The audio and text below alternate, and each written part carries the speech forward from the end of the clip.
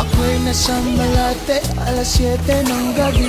Nakilala ko tuloy itong magandang babae na nakakabibighan sa aking mga mata.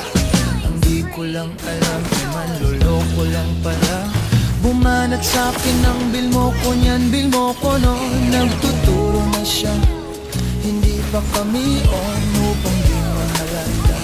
Siya ay nagpayabang, nagmemene siya, tuwa daw siya sa alabang. Ako ay umakbay, mahigpit na mahigpit, naglalaway sa palda niyang hapit na hapit nang ako'y makalila.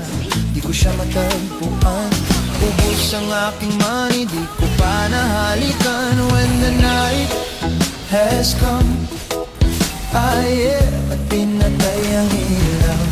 Oh, madalas lumalabas, banyo queen. Sa Cafe Adriatico ako ay inaya. Inom daw kami at siya ang taya, kaya't kaming dalaway uminom ng beer. Inangat niya ang mugat, ang sabi niya sa'kin cheers.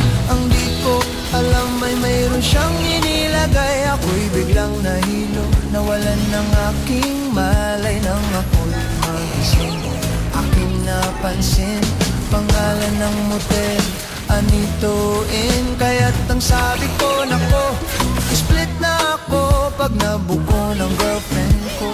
Mahirap to, wala sa isip ko ang kanyang bayawang. Nang nakita ko siya, naka-underwear lang. When the night has come, at pinatay ang ilaw. Oh, madalas lumalabas, banyo